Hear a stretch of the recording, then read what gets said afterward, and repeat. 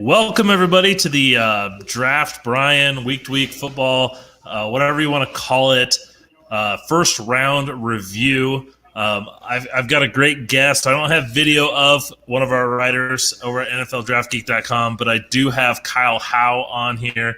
Kyle, you want to go ahead and say hi to everybody? Hey, everybody. How's it going? Happy to be here, Brian. Thanks for the invite. No problem. If you don't... I don't have. There's at least one person listening. If you can't hear Kyle, let me know. I can put him up there. I just didn't want a blank screen. Kyle doesn't have the video capabilities tonight. So if you're not hearing Kyle and you're just hearing me pause for a while, let me know in the comments. But Kyle, let's go ahead, and I just want to go pick for pick. And I don't think we're going to go legit like, hey, let's talk about Joe Burrow going number one for quite a while. But let's kind of just go chronologically through this. I know as we're recording this, the draft is still going on, and so we'll kind of hit the picks as they go. We'll hit up on any comments that people may have or questions that they have. But let's go ahead. The first two picks were pretty anticlimactic. We knew Joe Burrow was going to be the number one overall pick. We knew Chase Young was going to be the second pick.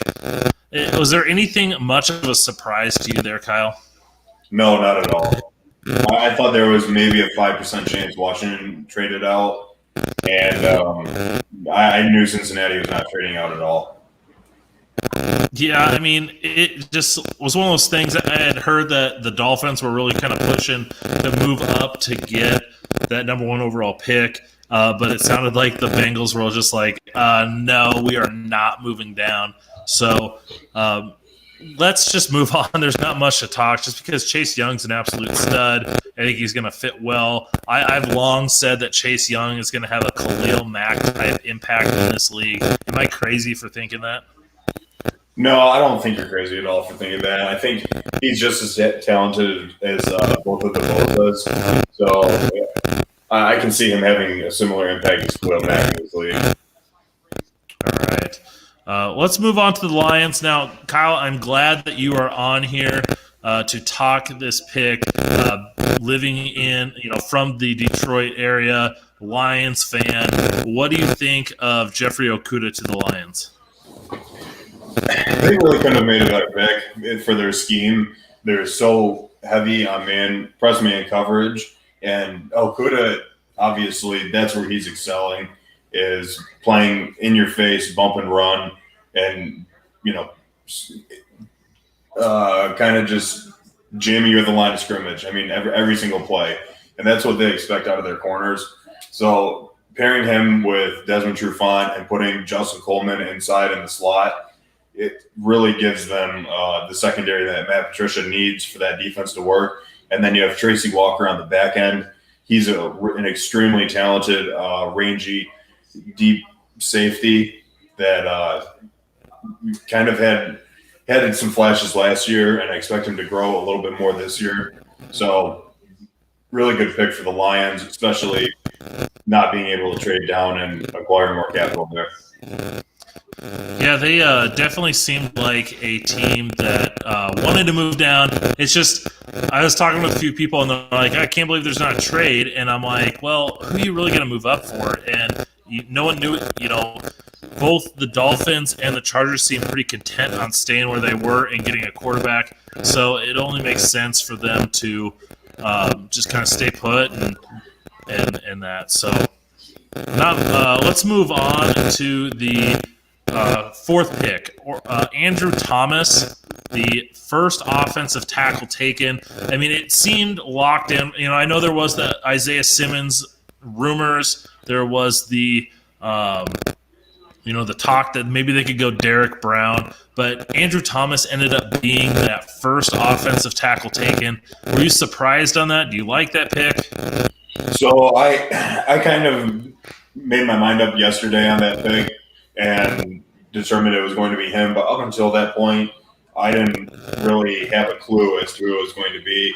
Thought it possibly could have been Simmons, but with who they're bringing in as their new head coach, I figured that he has Patriot ties and is probably going to run a defense similar to Detroit's, which does not obviously permit for a player like Simmons. So Andrew Thomas doesn't surprise me today, but still, overall, it surprised me that he's the first offensive tackle off the board in this draft.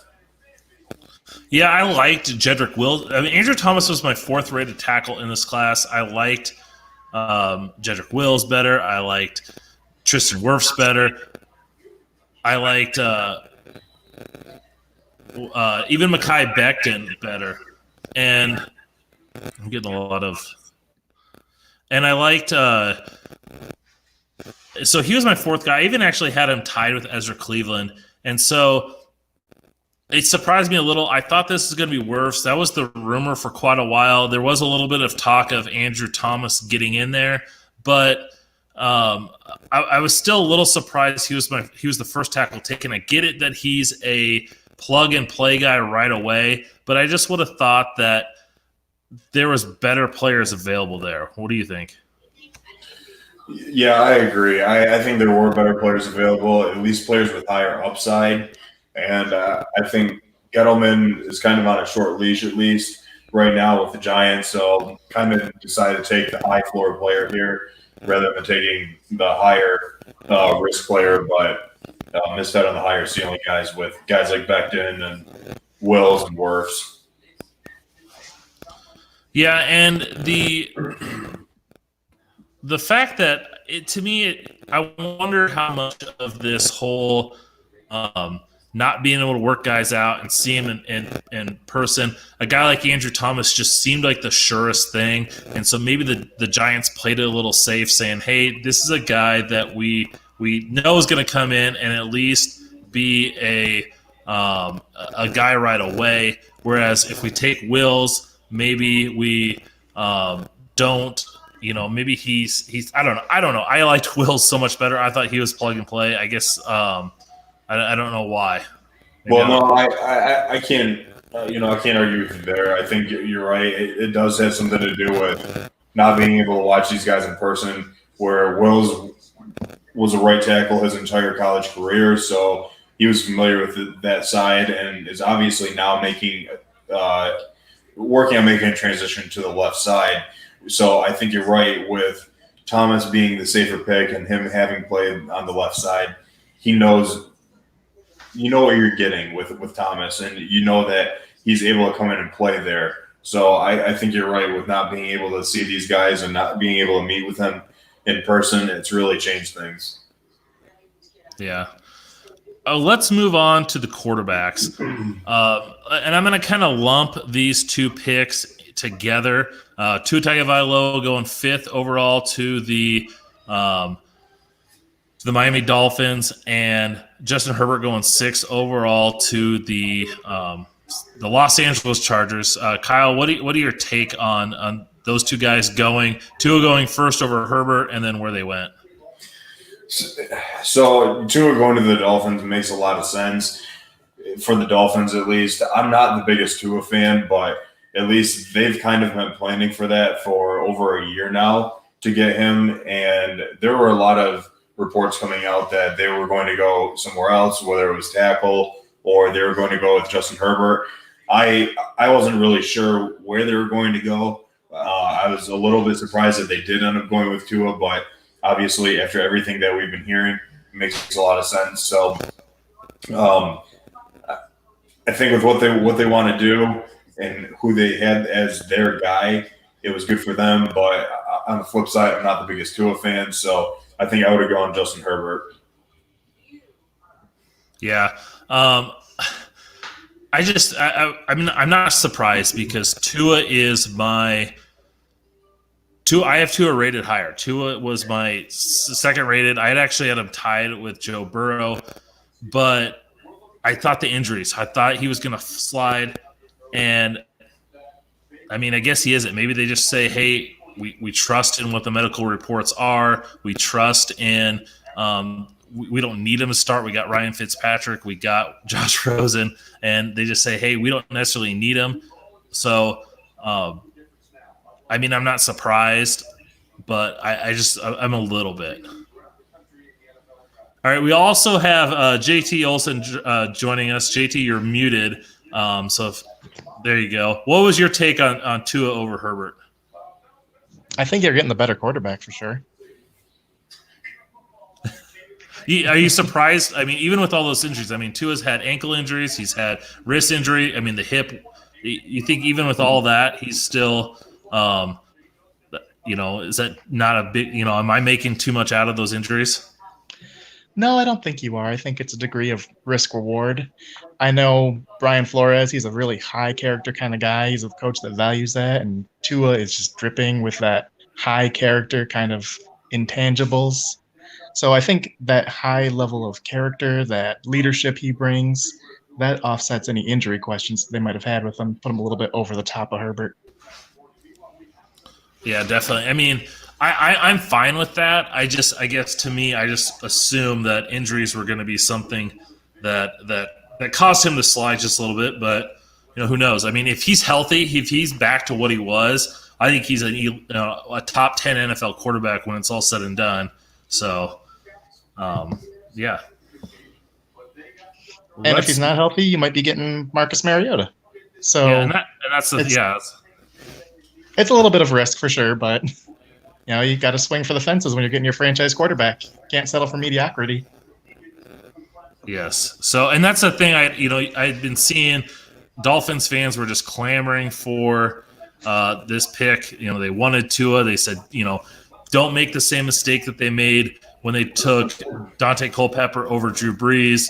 Like you said, don't be afraid to chase. You've got, they're still in the rebuild mode, and they traded away a second round pick for Josh Rosen. So, I mean, it shows that they're willing that, hey, we want the guy. So let's move on to the 7th pick, Derrick Brown to the Panthers. I know this is one pick that I got right. To me, it was the Panthers needing an identity on their defense. The defensive line was an issue, and they got their guy. So, what are you guys' thoughts on Derrick Brown? Did he slide too far? Was this right in his range? How good is he going to be with the Panthers? I'm actually kind of surprised he didn't slide further. I thought he was going to slide in past 10 into maybe below teams like 13 or 14. So it did. It didn't surprise me that the Panthers ended up drafting him. I had the Panthers take him in my final mock, but I thought they were going to trade down and still land him. So getting him at 7 did surprise me a little bit. But he's a talented player. I think he has one of the highest floors of any player in the draft. So safe pick for the Panthers and immediate game changer as well. Yeah, I thought this was kind of around the top of his range. I mean, for me, he's a top 5 player in this class, but then you think about positional value of a nose tackle and how high do you really want to draft that? And I think this is kind of the sweet spot where you talk about where he could have started to go. And like you said, the Panthers need an identity. They lost Luke Kuechly in the middle, and no linebacker is going to make up for that. So they have to have some kind of beef in there to kind of counteract that. Yeah, my biggest concern is, do you take a guy at 7 who, like you said, is a nose tackle? Yes, he's elite power, but he's not the best pass rusher, and you can't completely. At least I don't think he is.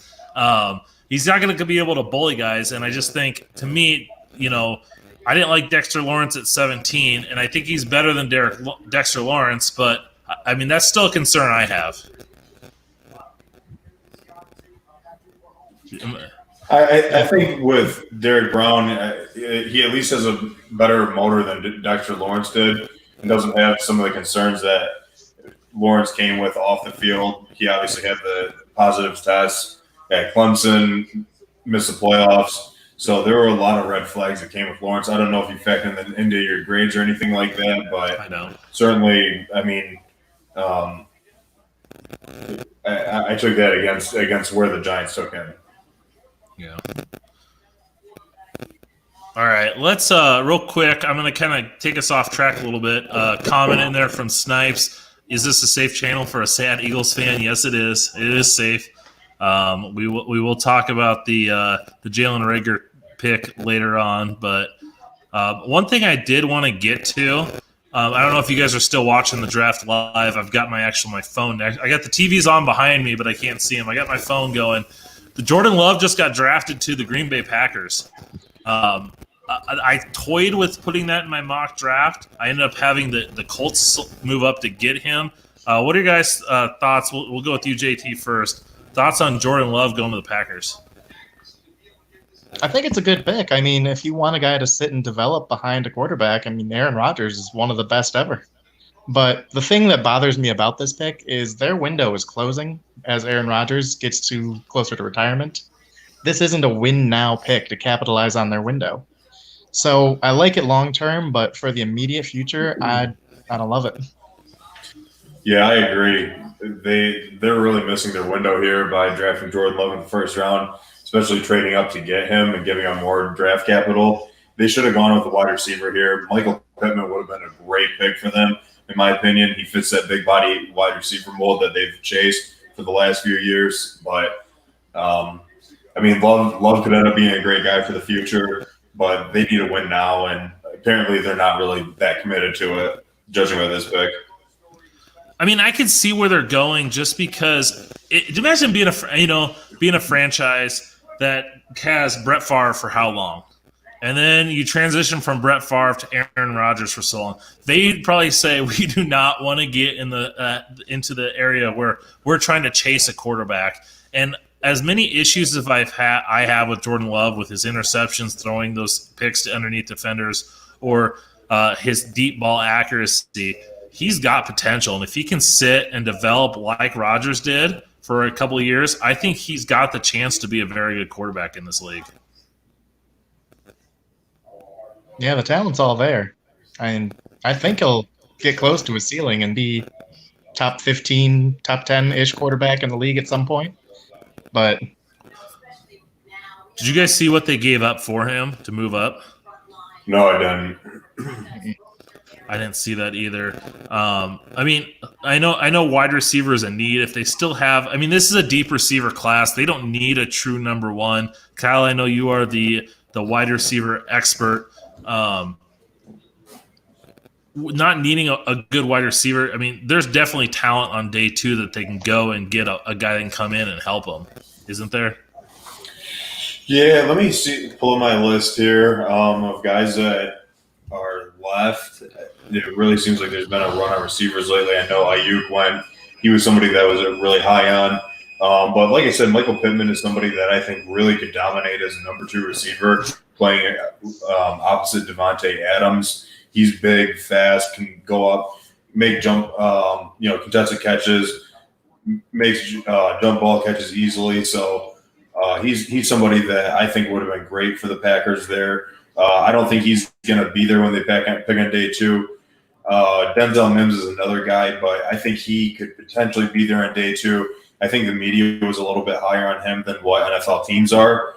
And even looking into, late day two, the third round, maybe even into the fourth round, there's some guys I like, such as John Hightower. I thought he was a lot better than where a lot of other people had him ranked. I had him as my 9th receiver. And then Brian Edwards is another guy that I really like. So there's still talent out there, but as you obviously get further down the draft, the less impact that they're going to have. So I think the immediate impact that the Packers need would have come in the first round only, but we'll see. Yeah, and as Snipes put it in the comments, they swapped, according to Schefter, they swapped ones and they got a fourth. So they still have, potentially their second and third round picks out there that they can go out and get somebody. Gotcha. All right, let's move forward and let's talk about Isaiah Simmons. Isaiah Simmons, I don't know where you guys had him ranked. He was my 6th overall prospect. I really liked him, but I thought I was going to take a creative defensive coordinator to really kind of get the most out of him. Do you like this pick of them going off Simmons over an offensive tackle? Well, I know I personally don't love it because I don't know what they're going to do with Simmons. I think he's not really much of a linebacker. I think he's a little too soft in the box to play there full time. I don't think he's great in coverage as in terms of traditional safeties go. I think ideally he's going to be a big nickel, play a lot of coverage and underneath, and just let his athleticism run free. And there are other athletic guys you can get to fill that role. I don't think it's the biggest position of need for what they're trying to do, and I think an offensive tackle would provide a lot more value. Yeah, I agree. I think offensive tackle would provide a lot more value. They do need some help on defense, but I don't think it comes in the form of Isaiah Simmons. I don't think he's really necessarily a fit for linebacker role there. If they plan on playing him at safety, I can see where the pick would make a lot more sense, but I don't think that's really their intention of where they're going to play him. So using him in somewhat of a specialized role really concerns me, and I feel like he's not going to get the most out of his draft position. And Cliff Kingsbury, he's obviously an offensive-minded guy, so you really wonder how much creativity they're going to be able to put into Isaiah Simmons. So I'm a little bit skeptical. Now, I guess I'll be the contrarian. I do like this pick. And maybe because that's what I saw coming. You know, Steve Keim was a guy that's always kind of gone best player available. We saw that last year. They drafted Josh Rosen 10th overall a couple years ago. So they didn't necessarily need a quarterback last year, but they said, hey, Kyler Murray's our guy. And so they drafted him first overall. Steve Keim, there's talk that when he was the director of player personnel, it was the year that Adrian Peterson came out, and he was pounding the table, standing on the table that they should take Adrian Peterson, and they passed him for Levi Brown. So you wonder if he's like, hey, I think this guy's just too good. And yeah, tackle's a need, but maybe with Kyler's elusiveness, you can kind of get by without having elite tackles. And I agree with you, JT, about Simmons as an every down linebacker. I think if you use him kind of like as a base safety and you slide him down to a nickel linebacker, getting him in space and using him as a matchup weapon. I mean, as I said on the broadcast, he can guard George, put him on George Kittle when they play the 49ers. You can put him Chaisson, Russell Wilson when they play the Seahawks. I mean, there's a lot of different ways. If you kind of make him like a matchup piece, a chess piece, I think he can have success. If you put him as an every down, 3-down linebacker, I know they did that with Dion Buchanan. I think he can definitely struggle a little bit. They also did that with Hassan Reddick too. Yes. And at the trade deadline, they were trying to get rid of him, but couldn't really find any suitors, at least for what the Cardinals were looking to get out of him. So it just kind of worries me with Simmons, considering he's more of an amped up version of Hassan Reddick. But yeah. All right, let's go on to pick number 9, and that is Jacksonville, another team that was rumored heavily to move down. I know, Kyle, you were showing me today that there was rumors that they could move up with the Lions. They ended up staying put, and they ended up going with the hottest cornerback. Some people were saying that teams had him ranked higher than Jeffrey Okudah. I like the C.J. Henderson pick. How about you guys? I'm okay with it. He's not that high on my board. I think I had him in the mid to low teens overall. But one thing I really value with corners is athleticism, and C.J. Henderson has it in aces. I mean, he's got sky-high potential, even if he is soft first to run, afraid to tackle, or unwilling to tackle the running back. I mean, he could be an elite cover corner, and that's something worth taking in the top 10, even if where he's at now, I don't think he's quite there. I think he can definitely get there. yeah, so it's funny, Brian. I know I was sending you those rumors about the Jaguars potentially trading up with the Lions, but in my final mock, I did end up having the Jaguars taking C.J. Henderson. And he's somebody that I think, like JT said, he's extremely athletic, has a lot of potential and upside. He does very well in off-man coverage and zone, although he has some tendencies that makes him a little less reliable in man coverage and bump and run at the line of scrimmage. So he obviously needs a little polish there. I'm not too familiar with the Jaguars' defensive scheme and how they really run their cornerback coverage. But, obviously if they run off-man coverage, then he's a perfect fit for what they want to do. Well, they run that Seattle-style cover 3, so. Oh, yeah. So then he's a pretty good fit. Yeah. I mean, I like this. I wasn't always on board with C.J. Henderson. I watched him this summer. Just absolutely loved him as a prospect. Yeah, there were some holes with his tackling.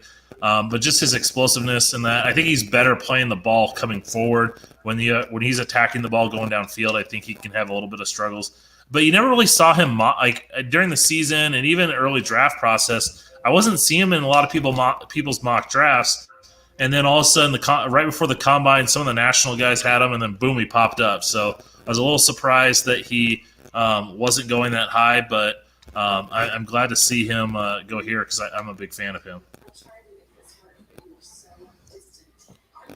All right, let's move on to the Cleveland Browns, another team that possibly could have been moving back. They go offensive tackle. They go Jedrick Wills. I know he was my number one rated tackle in this class. I really liked him. But the question I have is, he was a right tackle at Alabama. He was a right tackle in high school. Sometimes moving from side to side isn't the easiest. I assume that they're going to move him to left tackle and keep Conklin at the right-hand side. What are you guys' thoughts on not only Wills taken here, but moving over to the left-hand side? Honestly, I was surprised it wasn't Wirfs. All the reports I had heard coming into this is Cleveland loves Wirfs, and if not him, then they really liked Cleveland. Tackle out of Boise State. So, especially considering Wirfs has more experience playing on the left side, even though he was primarily a right tackle in college also. I really thought they were going to go in that direction. Yeah, same here. I mean, that was my common trade down and having Cleveland go to Cleveland. But it's funny. We always talk about, oh, hey, can a guy move sides? But we never hear, Orlando Brown, who was with the Ravens, was a left tackle at Oklahoma. Everyone just like, oh, he's going to be a right tackle. Sometimes we think, oh, some of these bigger guys moving them from left to right. We don't. Conklin was a left tackle, and he effortlessly moved to right tackle. And I don't think people make that big of a deal. But when you have a right tackle moving to left tackle, I think sometimes that it becomes more of an issue. I've been a little surprised by that.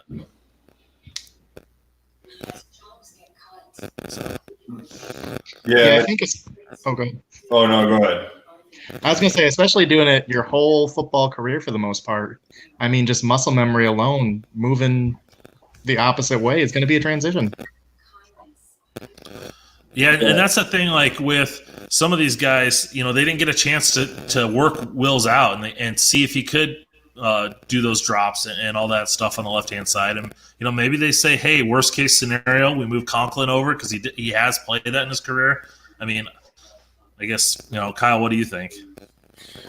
Yeah, I mean, I think back in a few years ago, it might have been a little bit more difficult, but I feel as if the tackle position has evolved a little bit in terms of at least the athleticism that's required. I feel as if the transition isn't quite as difficult as what it possibly once was, but at the same time, I do agree that there's a lot of muscle memory to go with it. But at this point in his career, I think Wirfs is probably Wills is probably able to make that transition at a reasonable level.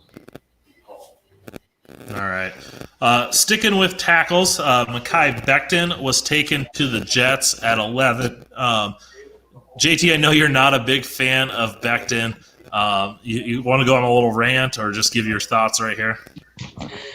Yeah, he's sloppy in a lot of ways. I mean, he does not use his hands well. He doesn't extend his arms. He's so big.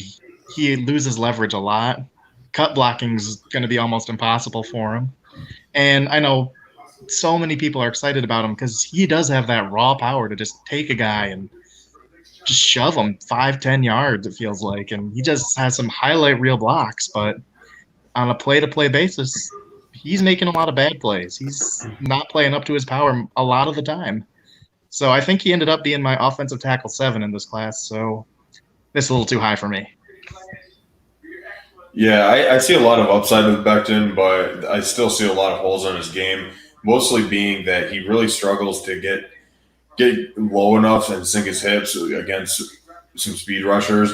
So I can see somebody – I mean, Chase Young would be an example, but that's somebody that's obviously on the talented side. But even just, mid-level speed rusher, I could see giving him fits because he doesn't get down to get those blocks.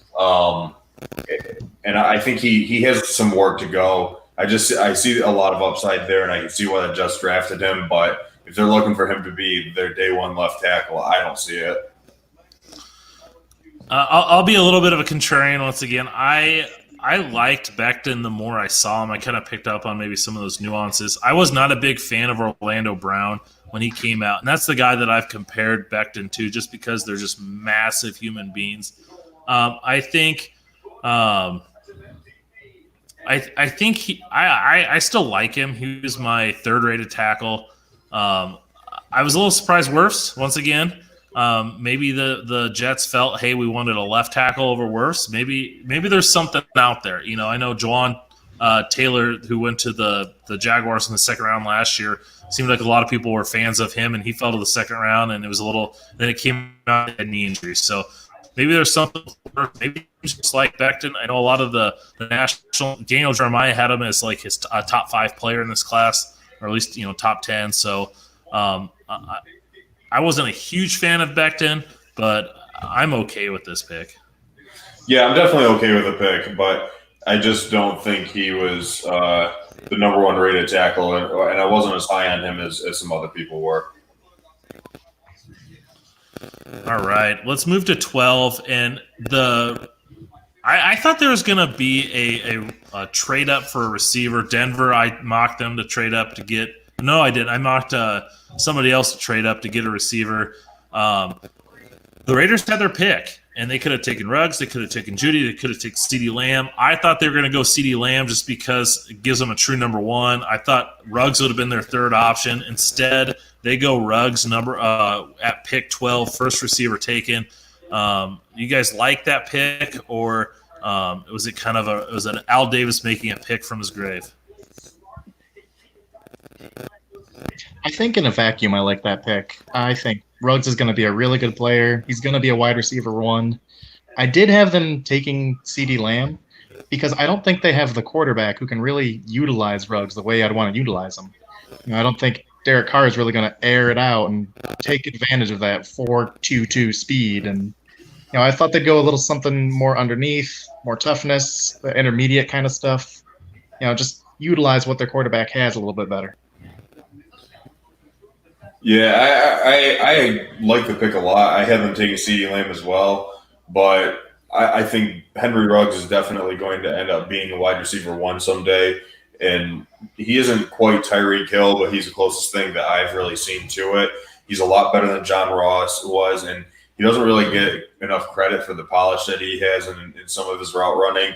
He's a little bit sloppy at times, but that's kind of typical in the college receiver. Also, he goes up and he gets up there for the ball. He had 41-inch vertical, I believe, and fights for the ball. I really like him. He's a dog. So I think a good pick there, but I personally would have taken CeeDee Lamb, who I think is a bit more of a developed and polished receiver than Henry Ruggs, but I can see what the Raiders are trying to do there.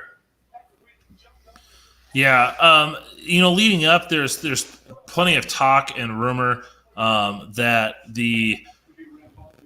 John Gruden wanted to get more explosiveness with his offense, and they had Antonio Brown, but they just didn't have they had him, but then they didn't, and they really wanted someone to be that playmaker. And I thought CeeDee Lamb would have been that guy, Jerry Jeudy, but Ruggs definitely fits with getting that weapon, and maybe just kept pushing Mayock. Hey, I really miss the guy, and maybe got his way. Maybe Mayock really loved him too, but I like this pick just to give him a true weapon, a true explosive.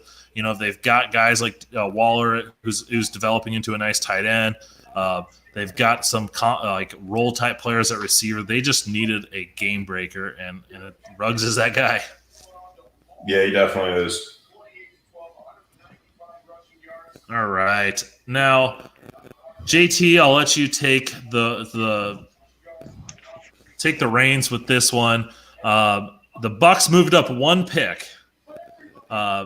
To get Tristan Wirfs. I know I was live with a couple Titans guys, NGB Talk and Titan Upload, and we were talking when this pick happened, and I said, once I heard that was the pick, I said, okay, this has got to be for Wirfs. So JT, go ahead.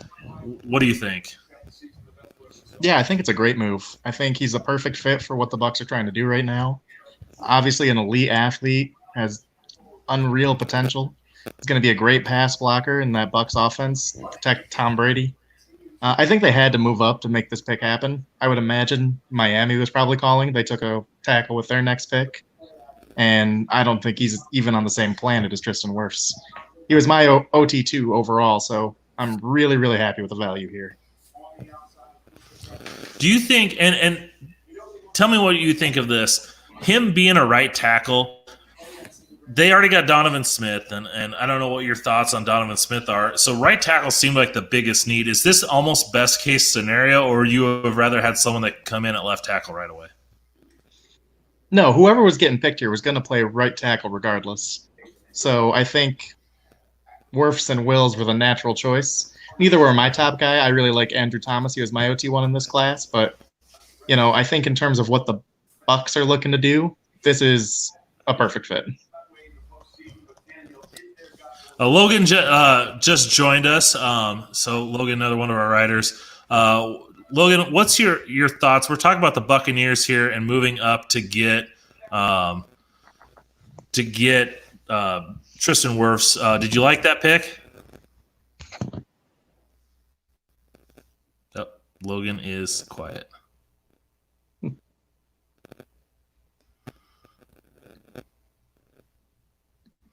So, Logan, you there? All right. Well, we'll just move on. I'll let Logan know that we can't hear him. But any last words? I like this pick a lot. JT, any last words on this? No, I think he's going to be a plug-and-play starter. I think this was the missing piece for the Bucs offense. Grab a depth running back later on, and they're ready to make some noise this year. All right. Now, real quick, since we're talking Bucs, they got Gronk, you got OJ Howard, Cam Brate's still there too, isn't he? Yep.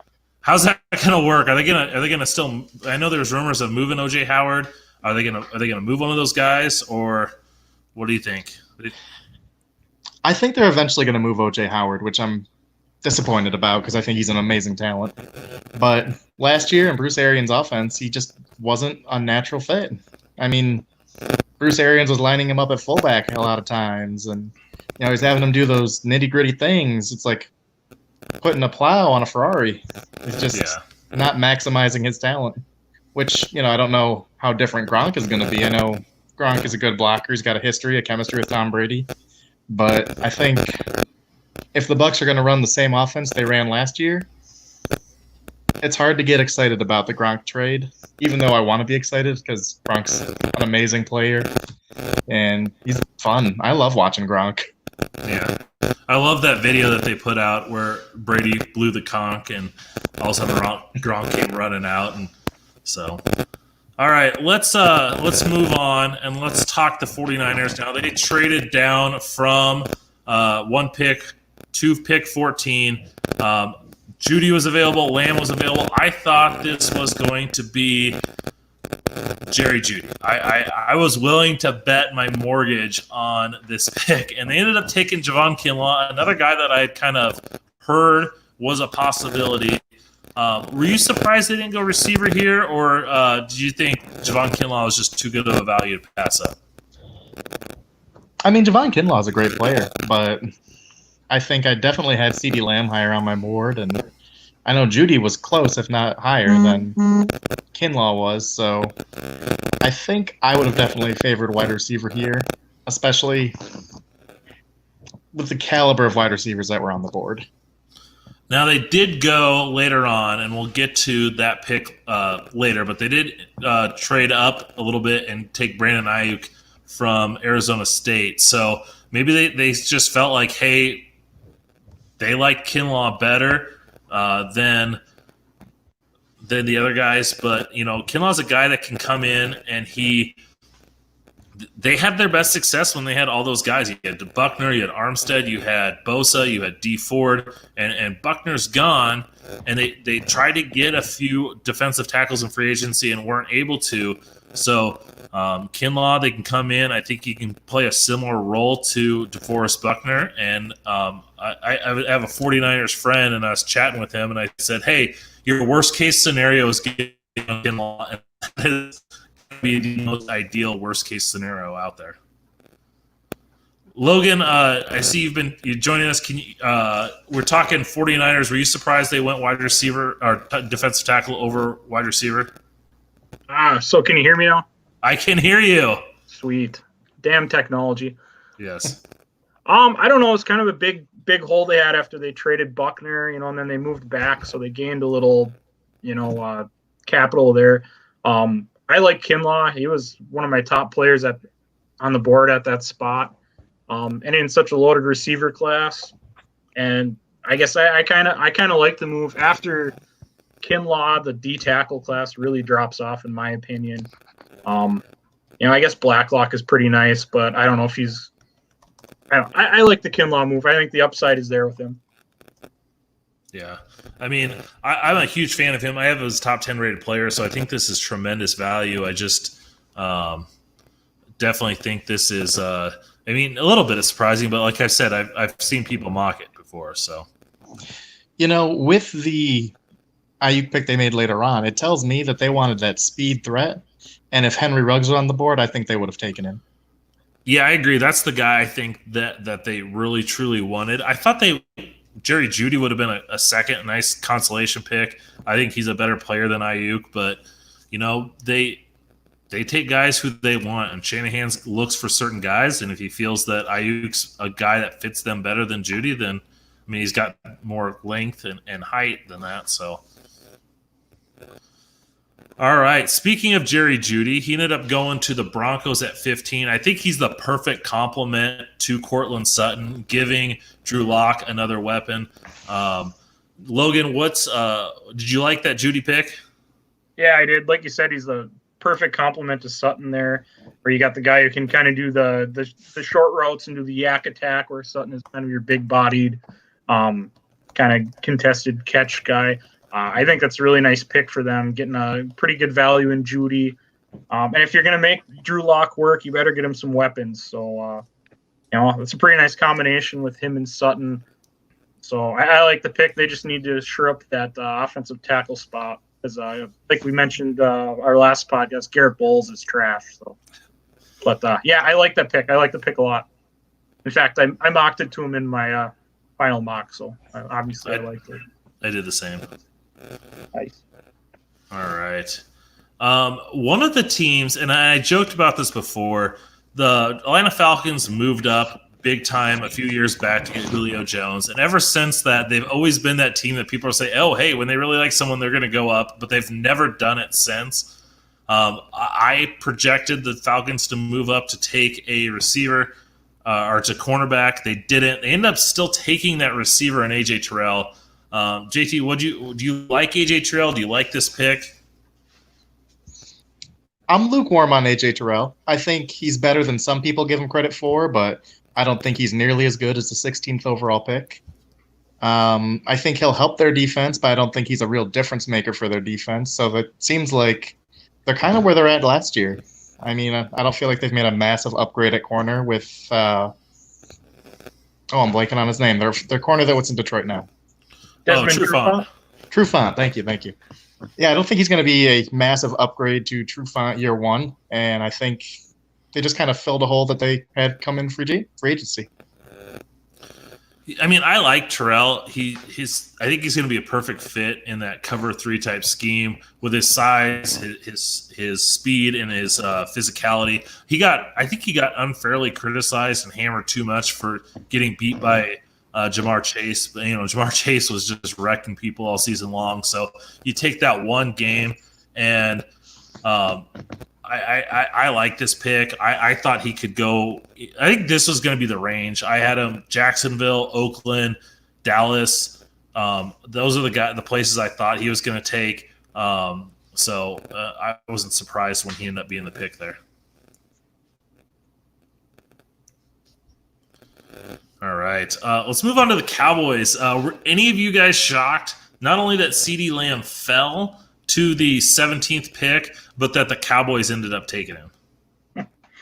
I was a little surprised he was still around. I had him as my receiver one. I thought he was a great fit in Oakland. I thought he was a better complement to their current group of weapons than Henry Ruggs was or is. That said, him getting to Dallas, I'm not surprised that they grabbed him. I think Jerry Jones is always scared of letting that Randy Moss player go again, like he did back in '98. And I think it's a great value pick for where they got him. So, I mean, that's a pretty scary offense now with Zeke and Gallup and Amari Cooper. So that's a pretty nice pick for Dallas, even though they do need to upgrade that defense pretty badly. Yeah, I feel a lot of the same. CeeDee Lamb was my wide receiver one. He was my 7th overall player in this class. So I was pretty surprised that he was still around at 17, but I'm not surprised at all that they took him. It's a great value. It's a great player. And, Dak Prescott is on the franchise tag. And with this group of receivers and running back, it almost doesn't even matter who the quarterback is. They're going to have a high firepower offense. Absolutely, especially they still got a pretty solid offensive line even with Frederick retiring. That's an offense that's going to move the sticks and put up a lot of points. So, scoring points is how you win games. I like it. Yeah, I mean, I had someone tell me that hey, you silly Jerry, you take him and your defense still stinks, and I'm like, well, Chiefs defense isn't very good, and they just won the Super Bowl, so.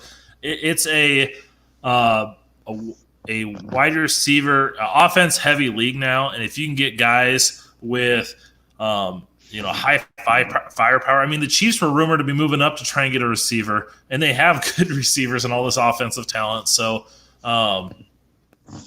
definitely, I like this pick. Gallup and Cooper and Lamb. I think it's gonna be a nice little trio. All right. Let's go back to the Dolphins, and they got Tua with their 5th overall pick, and now they get their offensive tackle in Austin Jackson, a guy that I've been mocking him 2 months to the Dolphins at this pick, and in my final mock, I couldn't fit Jedrick Wills in. So I ended up moving Wills, and I bumped Mekhi Becton out here and moved Jackson out, and I'm kicking myself for doing it. But they go get Jackson. JT, you covered the offensive tackles for us. What's your thoughts on Jackson? Is he worth a top 20 pick? Not for me. I think he's got potential. I think he's got athleticism.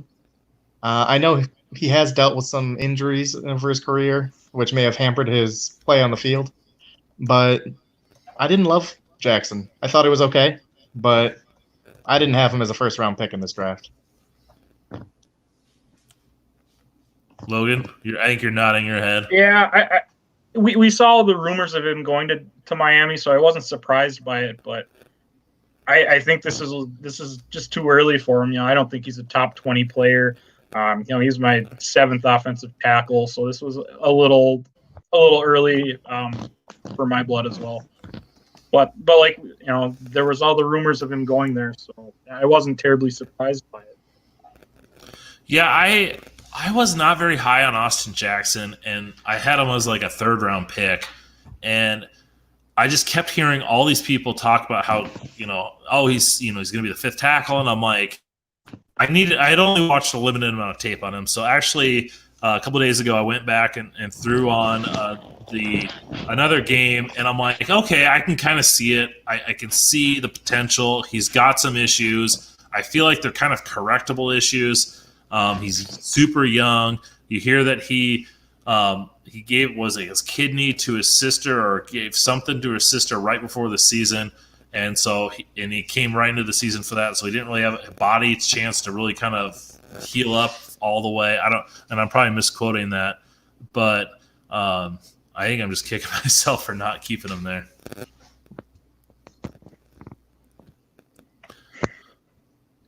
All right. Real quick comment, Snipes. I think you're referring to the to the Dolphins here. Surprised they didn't grab a receiver here. I think, Justin Jefferson would probably be the best receiver. Are you surprised that maybe the Dolphins didn't go receiver over offensive tackle? I mean, with an injury-prone quarterback, you got to protect him. Yeah. I'm surprised it was this offensive tackle, but I definitely get the thought process. All right. So Viking, let's go live to the draft right now. Vikings are let's get your instant reaction to this pick, Logan. Vikings take a Jeff Gladney, the cornerback out of TCU. I like it. I think they came away pretty damn good after first round of Jefferson and Gladney. So those are the two biggest needs.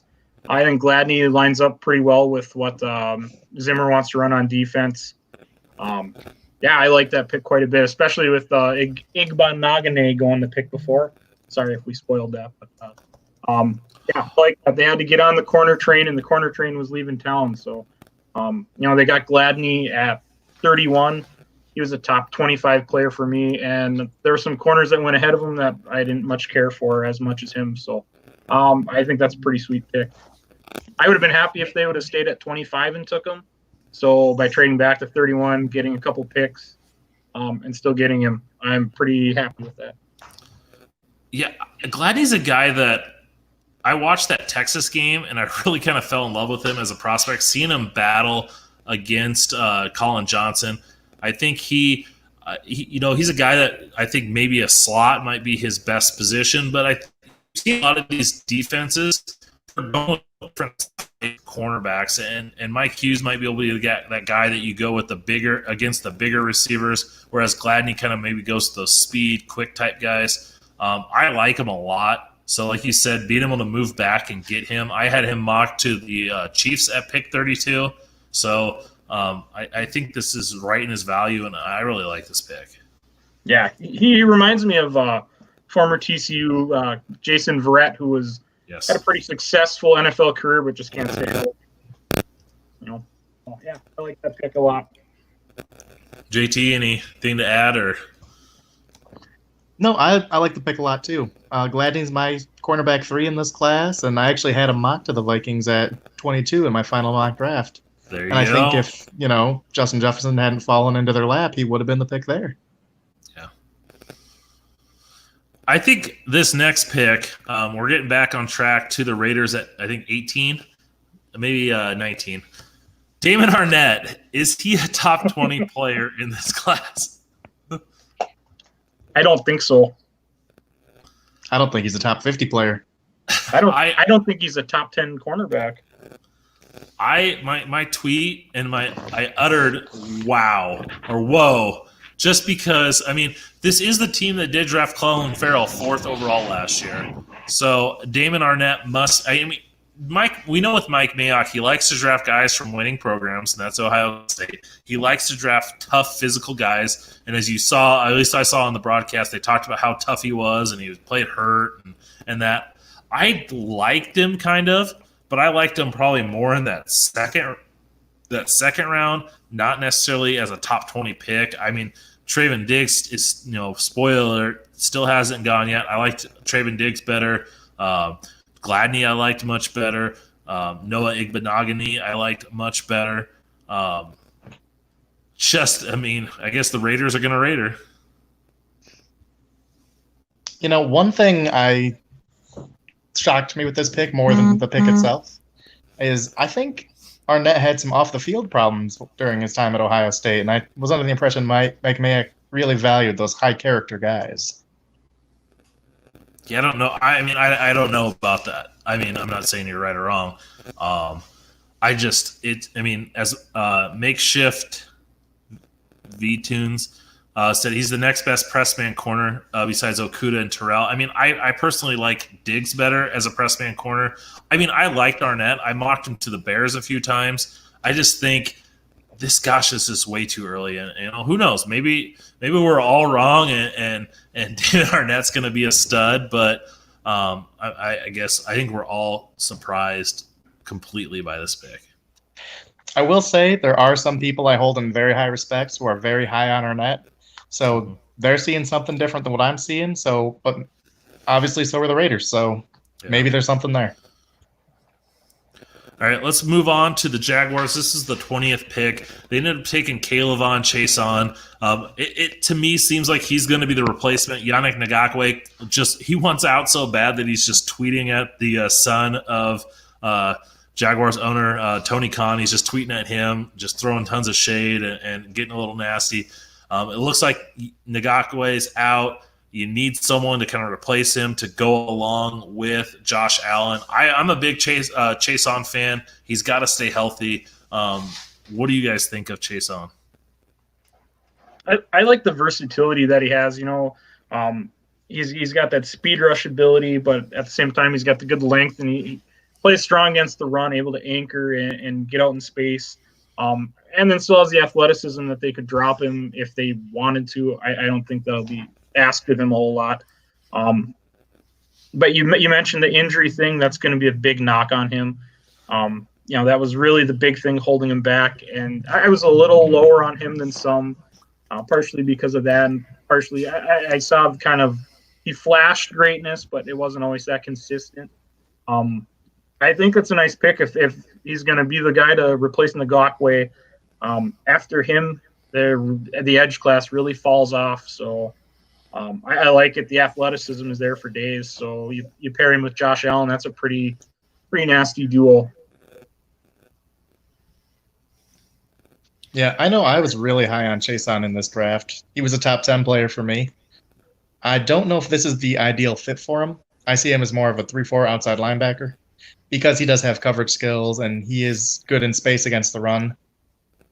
I think he's still developing as a speed rusher. I see flashes of brilliance with him being able to bend like he does. And sometimes I feel like I'm watching Khalil Mack, but those kind of plays are not nearly consistent enough, but they're in there. So I think if he's given the opportunity to develop his pass rush arsenal, brought along slowly, not expecting him to be a 10-sack guy necessarily right away, he could be a really, really good player down the line. Yeah, I mean, the injuries are the biggest concern. He missed all of his sophomore year, was banged up and missed time this year. Definitely a big fan of Chaisson. I hope he stays healthy because I want to see him continue to roll. All right, Eagles.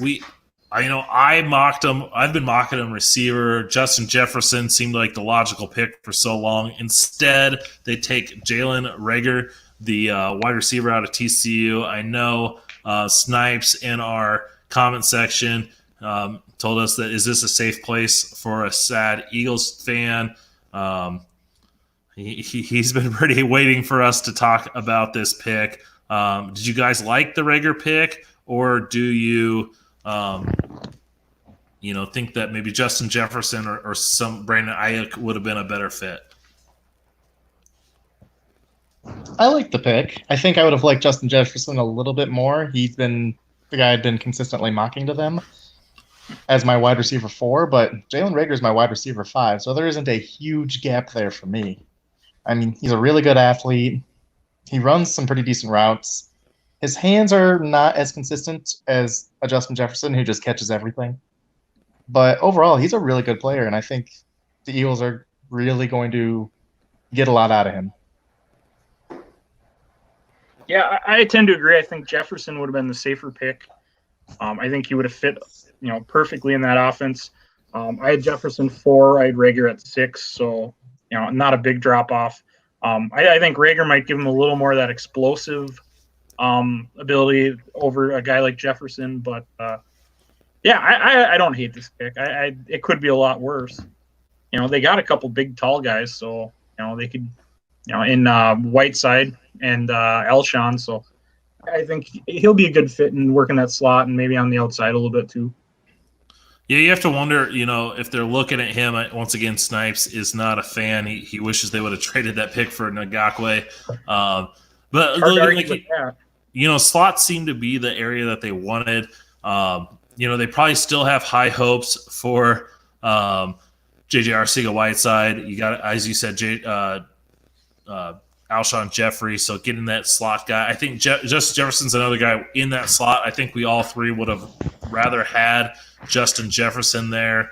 I I don't know, Snipes. You can chime in if you would rather have Justin Jefferson or you didn't want any of these guys either. But I mean, Reagor's a guy I didn't mind, but I think he was better. I would have rather had him down. I think I had the Saints taking him in mind. I didn't think he would be a first-round pick until just recently. But, yeah. All right. Speaking of Justin Jefferson, Logan, being the resident Vikings fan, what did you think of the Vikings going receiver in the first round? I am glad they did. They absolutely needed to, especially with none of the tackles falling to a spot where you could feasibly trade up without selling the bank. I think receiver ended up being probably their go-to. Jefferson was my number 4. I think he fits in pretty nicely, especially with the kind of the bona fide number 1 outside guys more so off the board at this place. I think Jefferson would be a safe pick. He reminds me of Diggs in some ways. Runs the really good routes, good hands and whatnot.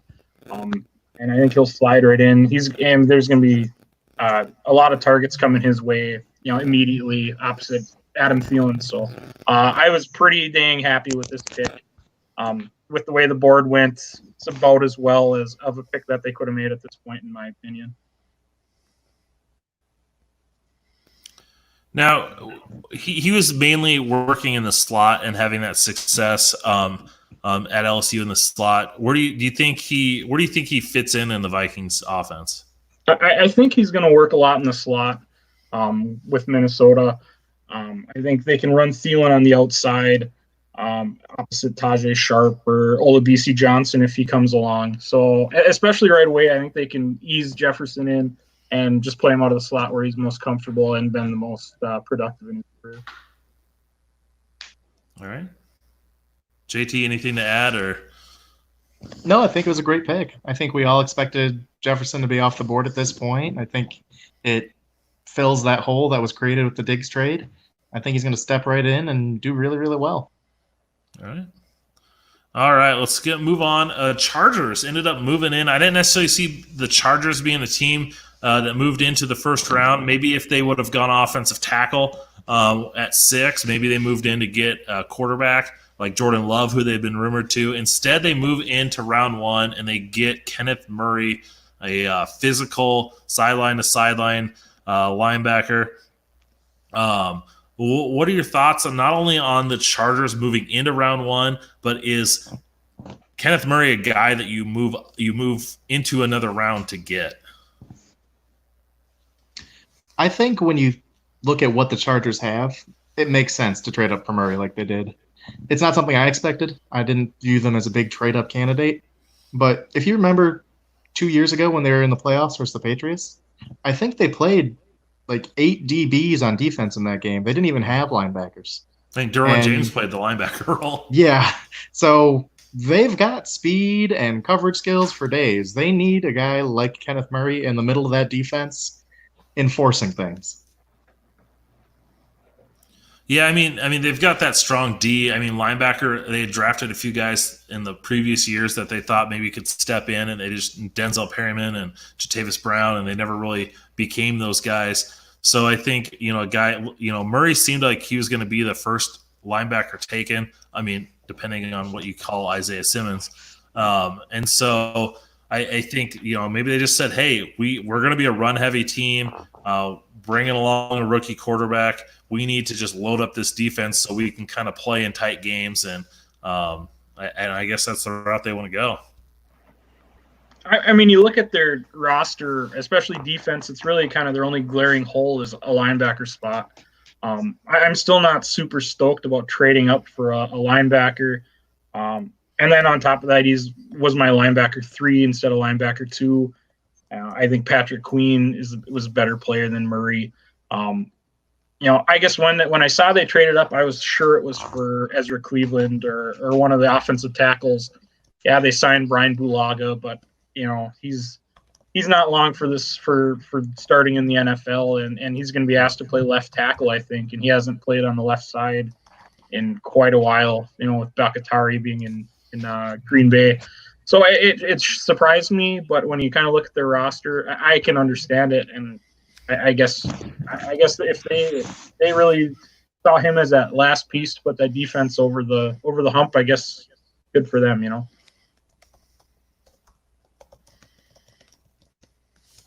All right. So we go from the Chargers moving up to the Saints, and the Saints kind of a little bit of a surprise going with a center in Cesar Ruiz. Last year in the second round, they drafted Eric McCoy. I know, JT, you were a big fan of Eric McCoy last year, and he played very well for the Saints this year. So they drafted another center. One of those two guys is going to have to move to guard, whether it's Ruiz or McCoy. This was a big surprise for me. Was it as big as a surprise to you guys? Yeah, it caught me off guard. Like you said, they just drafted Eric McCoy last year, who was the best offensive interior guy in last year's draft, and now they double dip and get Ruiz, who's the best interior guy in this year's draft. Now, I expected them to go linebacker with Patrick Queen still on the board. I thought that was their biggest need. But, I think championships are won with elite strengths. And you look at that offensive line, and it is a pretty elite group. That offensive line is awesome. Yeah, I mean, you're looking at displacing Larry Warford, probably. I mean, they just re-signed Andrus Peat, so I'm assuming they're not going to bump him.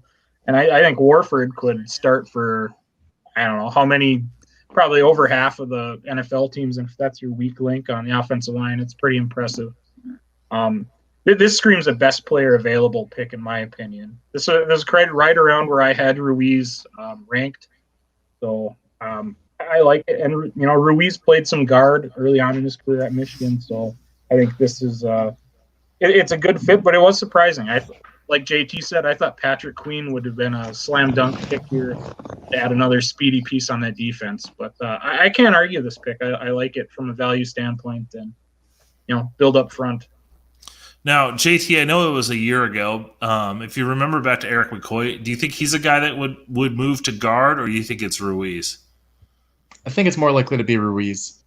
I think he's a little more athletic in space. Mm-hmm. And I just think he's a more natural fit. All right. We moved to the 49ers. The 49ers, we thought maybe they were going to go receiver at pick 13 and then trade out of the first round at pick 30. At least I thought they were going to trade out because they didn't have a second, third, or maybe even a fourth round pick. And they ended up trading back one slot with the Buccaneers, and they ended up trading forward here to get their receiver and Brandon Ayuk. I wasn't a big fan of Ayuk. I didn't mind him. What are your takes on Ayuk and how he fits with what they want to do? I think they fit what they want pretty well. He's that speed threat that I think the 49ers were really looking for. But I think the player in a vacuum isn't really worthy of this pick. He didn't make my top 10 receivers. I think he was 11 or 12 for me. He struggles with press coverage, so I don't feel like his speed is always utilized. But, I mean, if you're looking for a fast, deep threat, Ayuk can give you that if he goes unchallenged at the line. Not only that, but he also is a guy that was good in space, too. If he got the ball in some space, he produced a lot of yards after the catch. So, I was a little surprised, but, if you think to them taking Jalen Hurd in the second round a couple of years ago, Austin Pettis in the second round, it seems like Ayuk seems like a type of guy that Kyle Shanahan likes. So, I guess we shouldn't be too surprised. No, he really kind of fits that bill. Dante Pettis, Deebo Samuel, Jalen Hurd, they're kind of all built the same, kind of the same player. It didn't surprise me. I was a little lower on him than most, but they're just a couple pieces away. So if this might be their guy and push him over the top, I guess.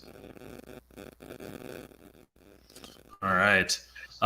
Moving on, we get the Green Bay Packers next, and they actually moved up as well, and they got Jordan Love. I know we talked about this when it happened or shortly after it happened. I think real quick, I think we all correct me if I'm wrong, we all think that Love's got a lot of potential and that sitting and developing is his best situation.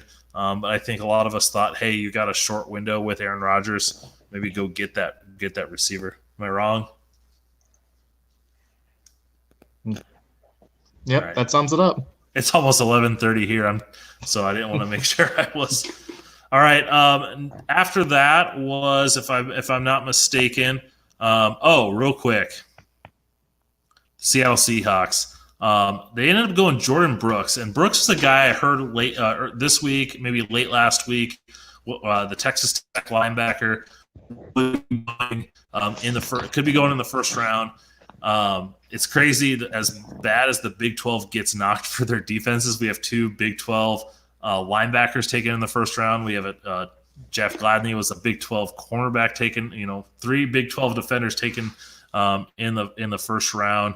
I know we got a Go Hawks from Aiden Talkington. What are your guys' thoughts on Jordan Brooks, especially going here in the first round? I don't like it. I'm not high on this linebacker class as a whole, and Jordan Brooks is no exception to that. I think he's lacking in athleticism. I know he's been recorded as a really good athlete, but I just don't always see it translate to film. Don't know how good he's going to be in coverage.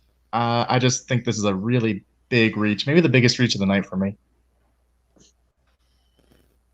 Yeah, I tend to agree with that. I don't like this pick. It's kind of your typical Seahawks pick where they always seem to be picking against the grain.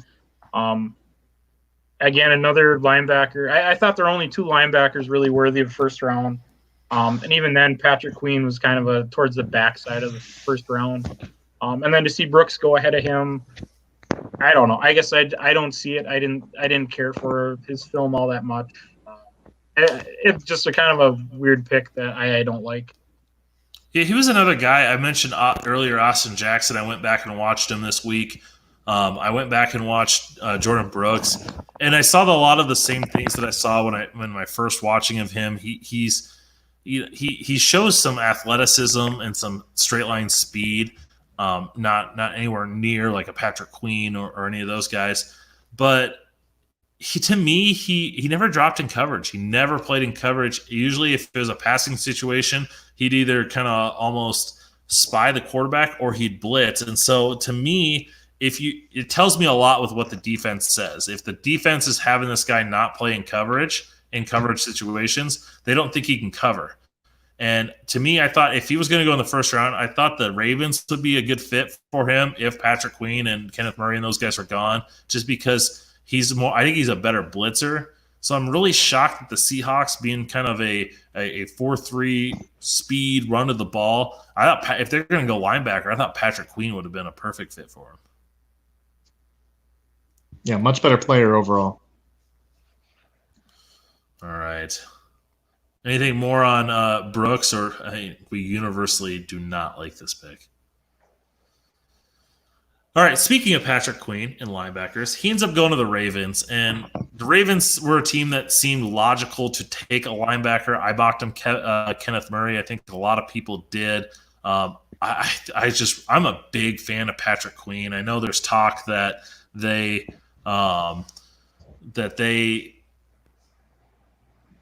was a one-year wonder, not even a one-year wonder, like a half-season wonder, but his half season I thought was fantastic. Yeah, I think he was, depending on what you count Isaiah Simmons as, the best linebacker in the draft. His instincts flash really, really well. He looks athletic in coverage. I think he can do a little bit more in terms of versatility than a guy like Kenneth Murray. I think this is a great pick. I think the rich are getting richer here for sure. You're going to be able to slot him in day one, in the inside there in their 3-4. He's got the athleticism to make plays all over the field. He can play him in coverage. He can blitz coming forward, sideline to sideline, solid tackler, good instincts. I agree. This is the rich getting richer. They never really replaced C.J. Mosley after he left, so I think this is kind of that logical next step after Mosley replaced Ray Lewis. So, I think that defense will really benefit from from adding that speed. And then they got the big hogs up front and Brandon Williams and whatnot to keep him clean. So I think he's going to make a lot of plays for a long time for Baltimore. All right, now we move on to the Tennessee Titans. Now I've been making some regular appearances on Titan Upload, which is a Titans podcast. I know he's expanding more into that. And I gave my mock draft the other day, and I mocked Isaiah Wilson from Georgia, and I didn't get I wasn't able to see the comments, and people were losing their minds. People were throwing their phones. Now I've had a few of them come on here, and that was my final mock. James said I got the pick right. I'm kind of patting myself on the back. Al Pierce, Titan Upload even jumped on. NGB Talk, another Titans guy that I was actually on with Titan Upload and NGB Talk earlier today. I know, JT, you've got some ties to the Titans, don't you? What was your thoughts on Isaiah Wilson going to the Titans? Yeah, I lived about 45 minutes outside of Nashville for 2 years, so Titans are a team that's a little more near and dear to my heart, which is why I really hated to see this pick. I think Isaiah Wilson is just a complete project. It's all the things I don't like about Mekhi Becton times 10.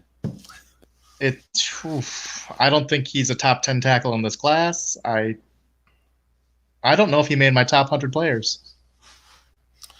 I know a lot of Titans fans are like, hey, we just gave Dennis Kelly some good money to be that right tackle. Are you surprised with them giving that money to Dennis Kelly that they still went offensive tackle?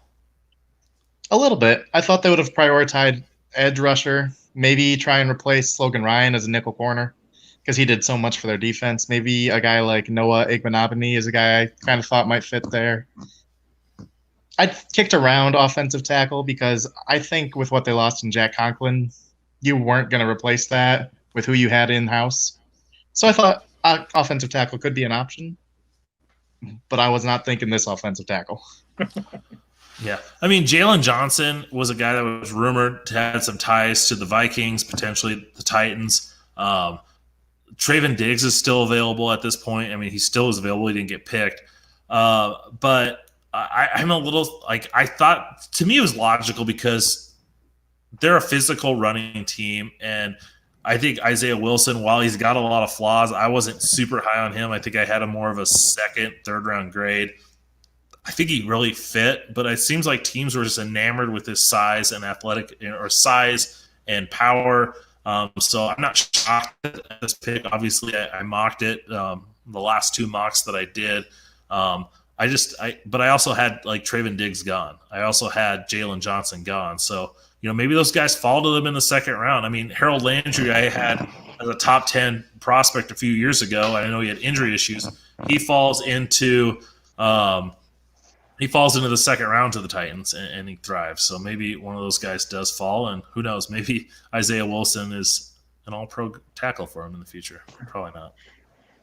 This pick reminds me of the Falcons taking Caleb McGarry last year, late in the first round. You get a kind of a project right tackle, and in the late first, it just seems like an odd fit to me. This is not one of my favorite picks today.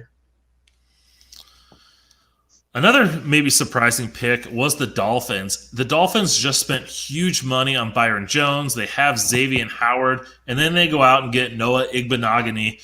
I think that's a fun name to say, by the way. They go out and they get another corner. This third Dolphins pick was very hard for me because I knew they're going to go quarterback. I knew they're going to go offensive tackle. Who else were they going to take? I know a lot of people I was seeing picked Xavier McKinney, who I thought was going to be a first-round pick. I would have liked that pick as kind of maybe a slot corner safety. I like Igbenogany. It just surprised me that they went, I guess, I view him as an outside corner. I think he can play the nickel. I think he's so athletic. He can do really anything you ask of him physically on the field. I mean, I guess they could always play. I mean, Byron Jones is another guy that's played safety, that's played corner. You can kind of match him up too. So, I mean, I guess it gives them more versatility. And Flores, comes from Belichick, where they always talk about having, versatility and all that stuff. So, I guess it just caught me a little off guard, but it shouldn't, just because I don't know who they were going to pick with that third pick. I was kind of thinking wide receiver, kind of do the full offense overhaul here, but and they've got so much money tied up in Byron Jones and Xavier Howard, but at the same time that might be kind of a blessing because Igbanag Noah is he made that transition from wide receiver. He's still a bit raw, and he won't be pressed into starting on the outside right away. They can kind of ease him in without throwing him to the wolves, which could be kind of detrimental to somebody who's got a little bit of learning still. All right. The next pick we've already talked about, and that was Jeff Gladney. Maybe those who are just jumping in or just keeping with the Logan, give us a quick 20-second thought on Jeff Gladney again. The Vikings needed a corner. They got my corner 4. I think he fits exactly what the Vikings want to do. He can probably play in the slot or outside, a little bit of versatility. Great pick. All right, and then wrapping it up, Kansas City Chiefs go out and they get another weapon, adding Clyde Edwards-Helaire.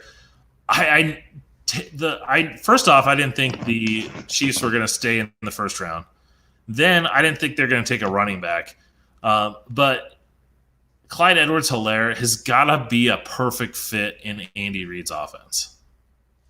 I mean, he's like Brian Westbrook 2.0, so I think the fit is almost perfect, I'd say. If that's what they want at running back, I think he's fell right into the perfect position, perfect spot. So it's a bit of a surprise to me. I thought they'd go corner, maybe edge rusher. Running back was kind of a surprise to me, but the fit is probably about as perfect a fit as you could write up, really. Yeah. I love how everyone knows that the Chiefs need defense, and the Chiefs just do not care at all. They are perfectly content scoring 50 a game, dropping down 24, coming back to win, and they're just sticking to that plan, and I love it. Yeah, I mean, you just got to outscore them, and it's so difficult to outscore them. And the timely. I mean, they got Juan Thornhill.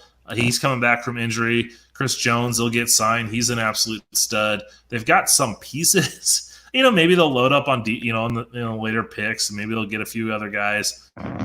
There's some decent defenders that are still out there. There's a few cornerbacks that I still like out there, but.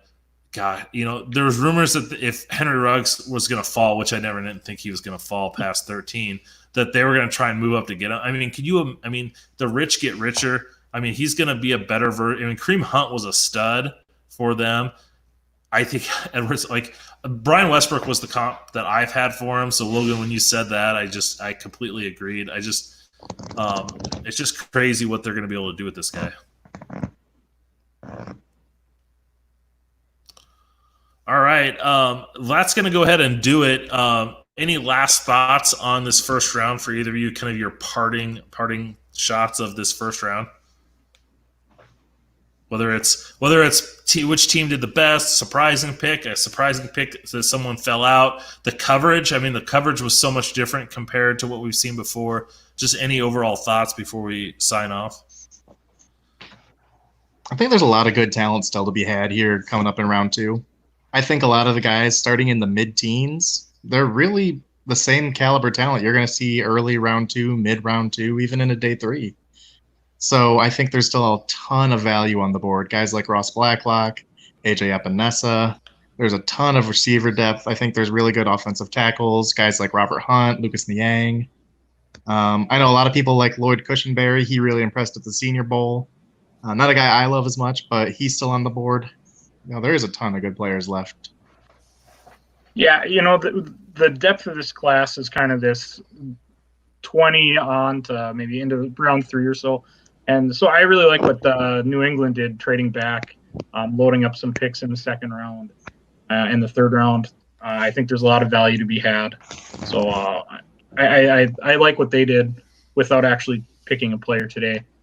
And as for the coverage, it was something different, and I understand they kind of had to adapt, and I found it perfectly fine to watch. I didn't mind it.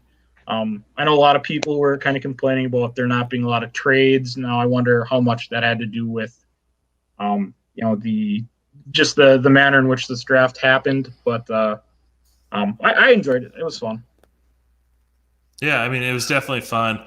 I was a little shocked that we didn't have trades early, but we kind of made up for that late. Definitely a lot of talking points. So definitely was a fun draft. That's going to go ahead and do it. Hopefully everyone enjoyed.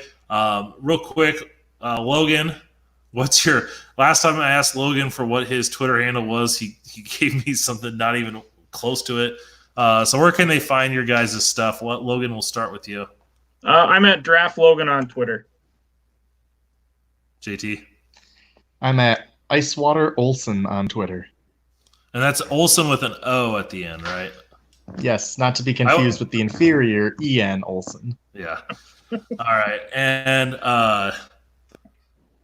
real quick, I'm at draft_Brian. Real fast, Titans at pick 61. Just got a question at the end. What do you guys think? I think they still need to go edge rusher. Yeah.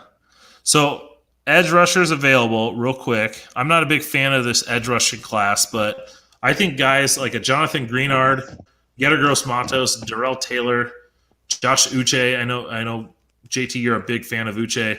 Any of those guys you think will be around at 61 and who they could go after? I don't know if Uche will, but I think a lot of those other guys will. I mean, I'm a big fan of Greenard. One of my big sleepers in this class, a guy who actually made my top 32, Alex Highsmith out of Charlotte. He's one of my favorite edge rushers in the draft. Yeah. And then I think corner's a possibility. If we look at corners that are available, I mean, Trayvon Diggs, I don't think will be there, but who knows? Tony Pride, Amick Robertson, Christian Fulton, Jalen Johnson, Bryce Hall. Anybody stands out that would be available at the end of the second round there? I think Robertson will probably be around. I think he'll be a great value pick. Yeah. I mean, I was really impressed with Tony Pride. I didn't go in with any expectations with him, and I came away very, very happy with him. He was a guy that I really liked. I think that, as a day 2 pick. So, all right, let me just double check. No more questions. I know Titan Lolo said they'll take another offensive tackle, but all right, that's going to go ahead and wrap it up. Thanks for everybody who watched, who commented. Thanks for you guys for coming on with me, and that's another first round draft. We made it. Fun as always.